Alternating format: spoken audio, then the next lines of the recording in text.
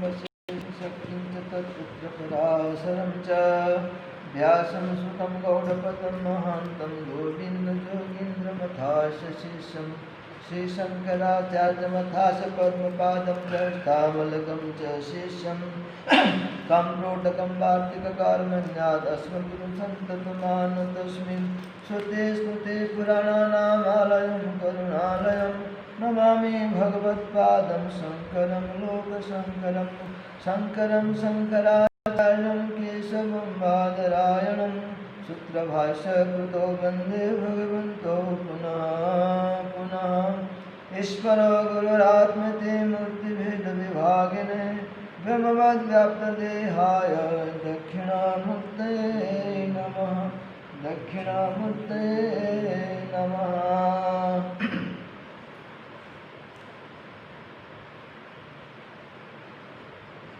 इसने कितनी बहारें देखी है, शिशिर ऋतुओं की कितनी ठंडक सहन की है, गर्मी के कितने मौसम इसने तपिश और लू में तपते हुए बिताए हैं। कितनी वर्षाओं में इसने उन्मुक्त स्नान किया होगा, किंतु यह स्थिर मौन, कभी सहनशील तो कभी हर्षिशील, आसपास के वातावरण तथा घटित होने वाले परिवर्तनों को निहारती रहती है। इसने जवानों के आक्रमण देखे, मराठों का राज्य देखा, भारत की स्वतंत्रता देखी, रियासतों का विलीनीकरण देखा, देवास को एक छोटे से गांव से महानगर में विकसित होते देखा, किंतु स्वयं ब्रह्म की तरह अटल और अचल बने सब घटनाओं की साक्षी है। श्रीनाथ महाराज आए तथा इसके नीचे चले गए। स्वामी नारायणानंद सरस्वती आए तो नारायण कुटी की स्थापना कर ब्रह्मलीन हो गए। हम आए तो नारायण कुटी का विकास कर गए।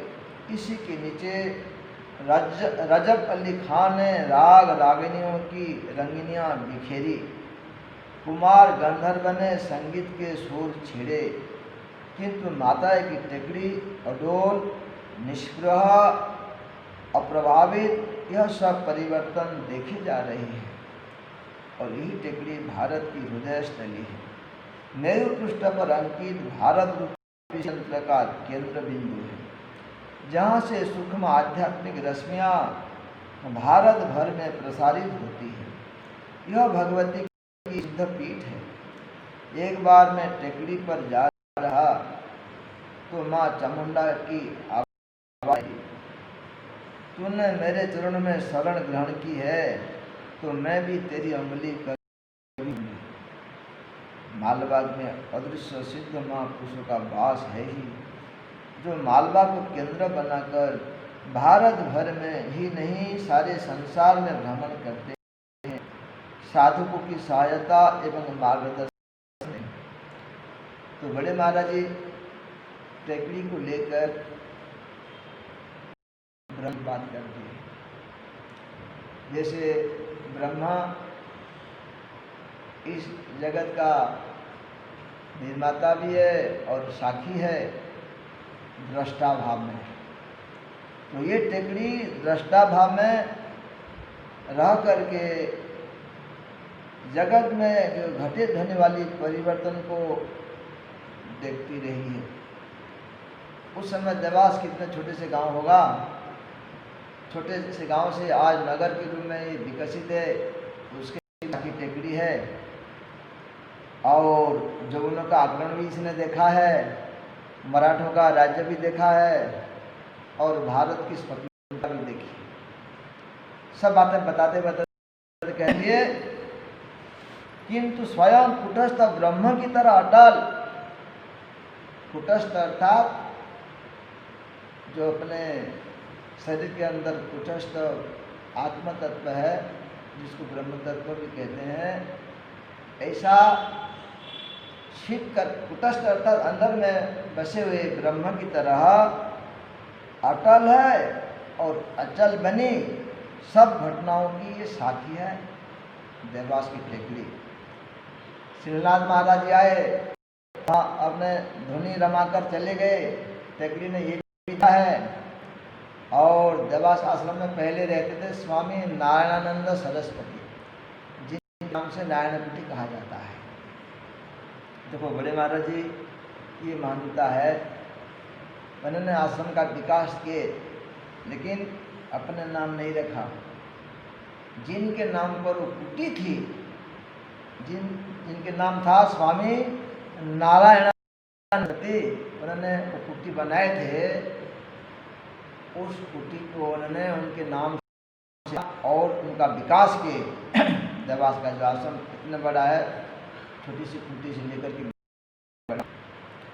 और कहते हैं हम आए, इस कुटी का विकास कर गए। इसी के नीचे रज्जब अली खां ने राग रागिनियों की रंगनियाँ बिखेरी। रज्जब अली खां एक संगीतज्ञ होंगे जिन्होंने राग रागिनी बिखरे हैं। और कुमार गंधर्व तो वहाँ आश्रम के लिए उनका बंगला है। कुमार गंधर्व भी संगीत के बड़े, किंतु माताएं की टेकड़ी अडोल, निष्प्रह, अप्रभावित, इतने सारी बातें जो बताए,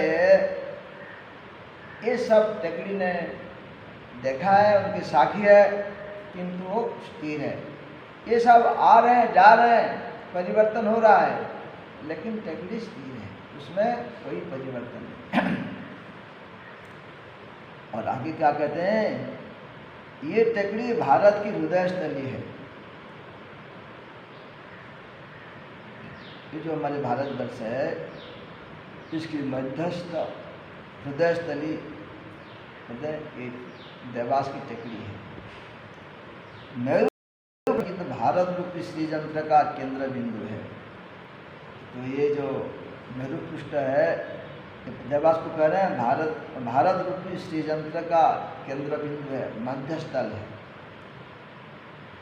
जहाँ से सूक्ष्म आध्यात्मिक रश्मियाँ भारतवर्ष से प्रसारित होती हैं। ऐसा स्थान है टेकड़ी, टेकड़ी को लेकर के कह रहे हैं, और देवास तो है ही। तो वहाँ से सूक्ष्म आध्यात्मिक रश्मियाँ सारे भारतवर्ष में प्रसारित होती रहती है। यह भगवती सिद्धपीठ है।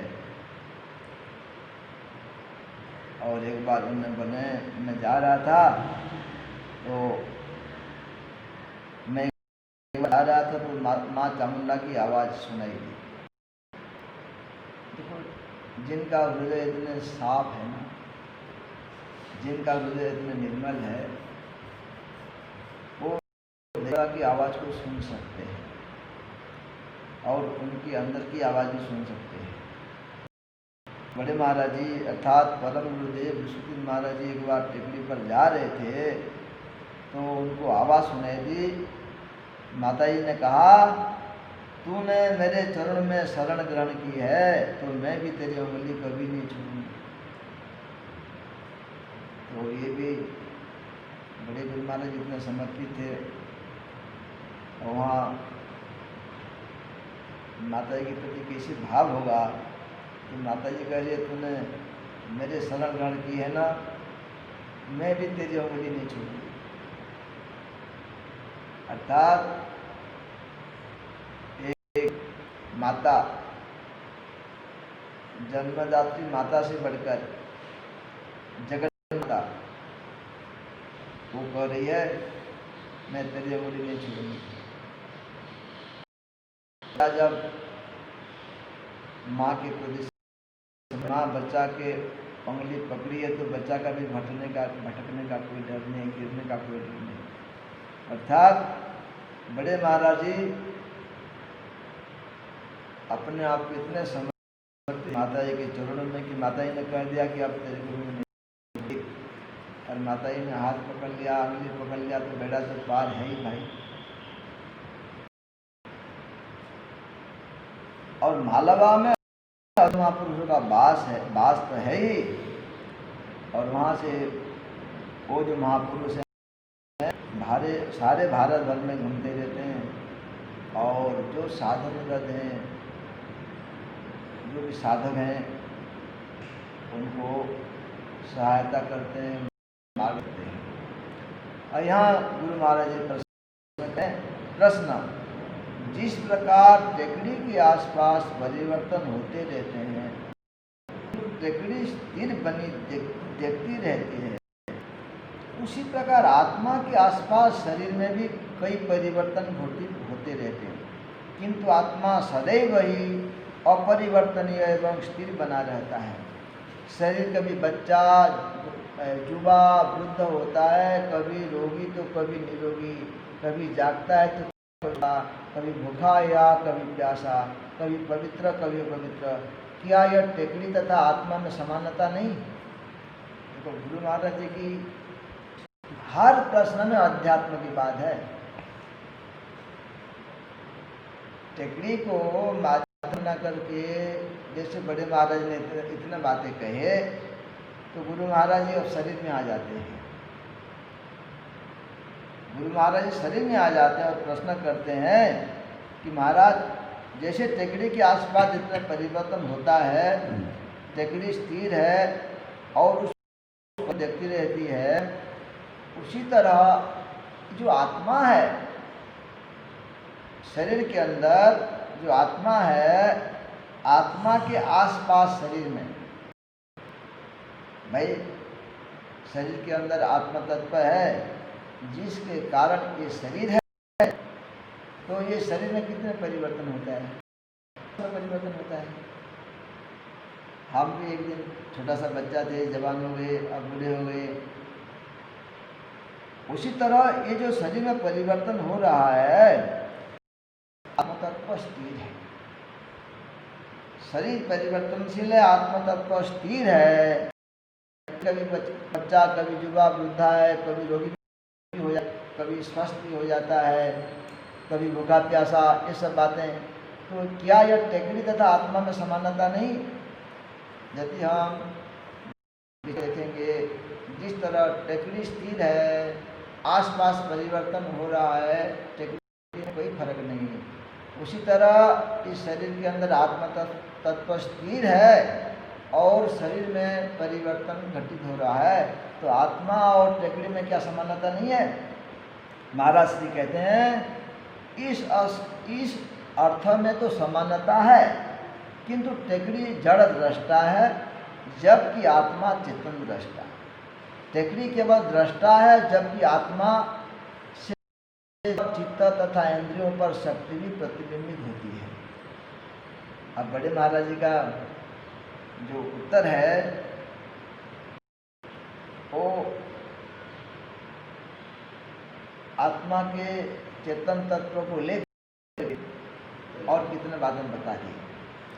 भले दोनों में समानता इस अर्थ में है कि परिवर्तन में, कि टेकड़ी स्थिर है, आत्मा तत्व स्थिर है, लेकिन आत्मा तत्व क्या है? चेतन है, और टेकड़ी क्या है? जड़ है। तो कहते हैं टेकड़ी जड़ दृष्टा है, जबकि आत्मा चेतन दृष्टा। केवल दृष्टा है, जबकि आत्मा से देह, चित्त तथा इंद्रियों पर शक्ति भी प्रतिबिंबित है। तो उस आत्मा से, आत्मा चेतन होने के कारण उस चेतन आत्मा के जो शक्ति है हमारे चित्त पर प्रतिबिंबित होती है। चित्त से फिर हमारे मन, बुद्धि, अहंकार ये सब परिचालित होते हैं। आगे चल के हमारे जो 5 ज्ञानेंद्रियाँ हैं और 5 कर्मेंद्रियाँ हैं, इनके ऊपर भी उस चेतन आत्मा की शक्ति का जब प्रभाव पड़ती है तो ये सब परिचालित होते हैं। अर्थात उस आत्मा से धीरे धीरे करके शक्ति का प्रतिबिंबित होकर पूरे शरीर को परिचालित करती शक्ति, जिसकी क्रियाशीलता से ही सभी परिवर्तन घटित होते हैं। उस शक्ति की क्रियाशीलता से ही सब परिवर्तन होते हैं। इस प्रकार आत्मा एक ऐसा दृष्टा है जिसकी शक्ति परिवर्तनों में कारण है। आत्मा ऐसी एक है जिसके कारण इस शरीर में परिवर्तन होता है। उसी शक्ति से देह चलती है, इंद्रियां क्रियाशील होती हैं तथा चित्त में परिणाम संभव होते हैं जिन्हें वह दृष्टा बनकर देखता है। जिस तरह हम लोग इस जगत को देख रहे हैं, जगत एक दृश्य है, हम एक दृष्टा है।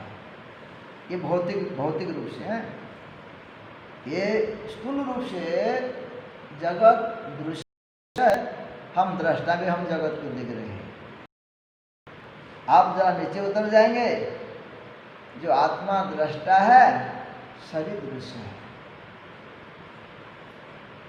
यदि उतर जाएंगे थोड़ा सा नीचे, आत्मा दृष्टा है, शरीर दृश्य है। इस तरह जगत दृश्य है तो हमसे अलग है, उसी तरह आत्मा दृष्टा है, शरीर तो शरीर से वो अलग है।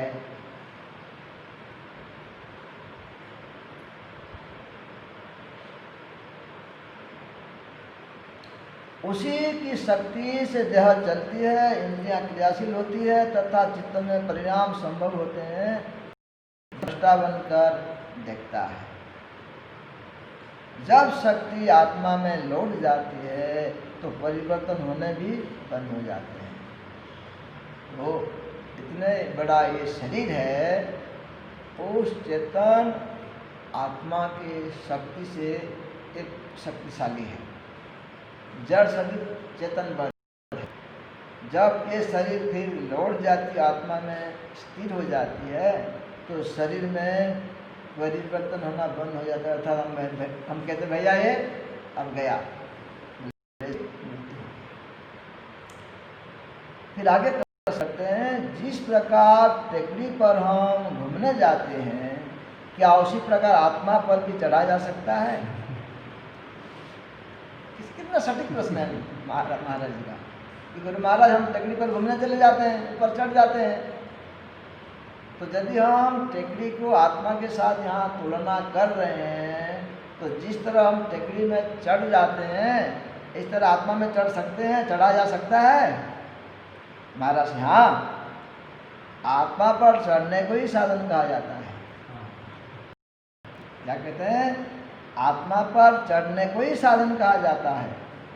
टेकड़ी पर तो जब चाह चढ़ गए, किंतु आत्मा की चढ़ाई बहुत कठिन है।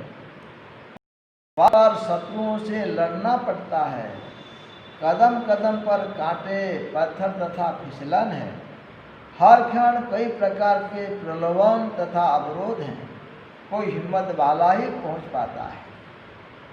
तो टेकड़ी पर तो चढ़ना आसान बाहर है, लेकिन जो आत्म तत्व हमको दिख नहीं रहा है, उस आत्म तत्व पर चढ़ना है तो बोले उसके लिए बहुत हिम्मत चाहिए, क्योंकि ये चढ़ाई बहुत कठिन है और पग पग पर शत्रुओं से लड़ना पड़ता है।